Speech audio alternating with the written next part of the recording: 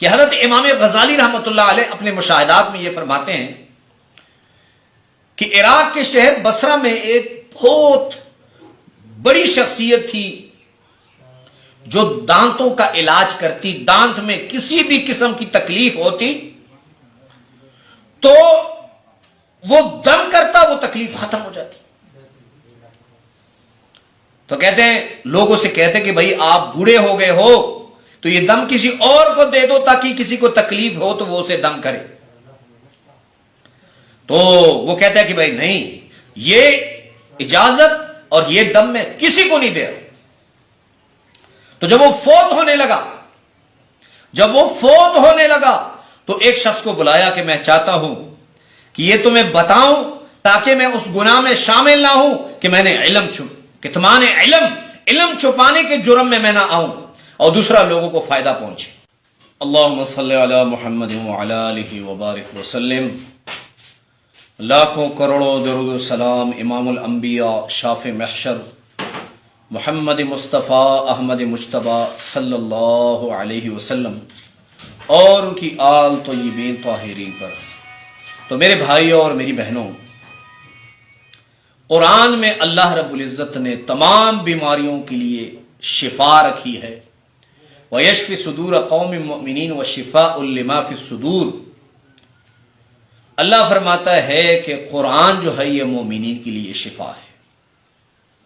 صحابہ اکرام رضی اللہ عنہم اجمعین کو اگر کوئی مسئلہ پیش آتا تو وہ قرآن سے اس کا حل نکالتے.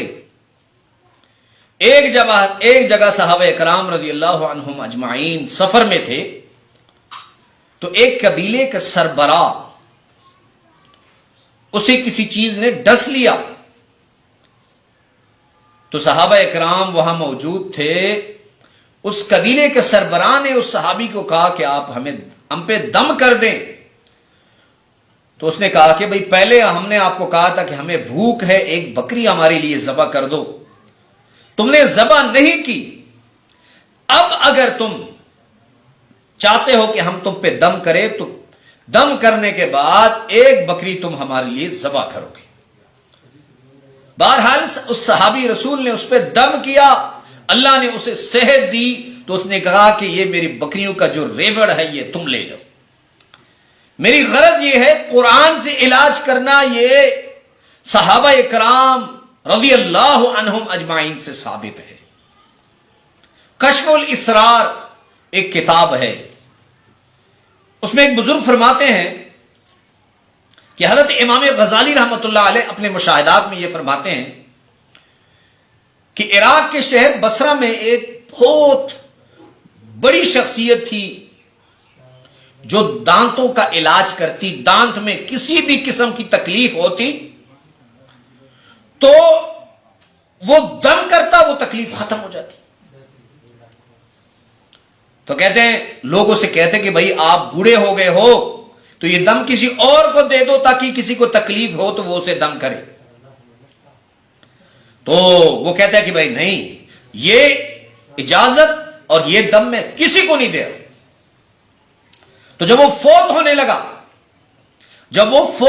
لگا تو ایک شخص کو بلایا کہ میں چاہتا ہوں کہ یہ تمہیں بتاؤں تاکہ میں اس گناہ میں شامل نہ ہوں کہ میں نے کتمان علم چھپانے کے جرم میں نہ آؤں اور دوسرا لوگوں کو فائدہ پہنچے.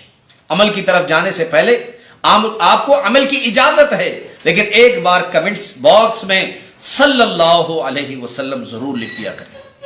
تو وہ آسان سا عمل ہے. اس نے کہا کہ جو کوئی چاہتا ہے کہ میری دانت کی تکلیف ختم ہو, اور کیسی بھی تکلیف کیوں نہ ہو, اور دانت اندر سے کھوکھلا ہو چکا ہو, تو وہ یہ چھوٹی چھوٹی آیتیں ہیں, ان کو چھوٹے سے کاغذ پر لکھ کر دانت میں دبا لے, اللہ رب العزت دانت کی تکلیف ختم فرما دیں گے.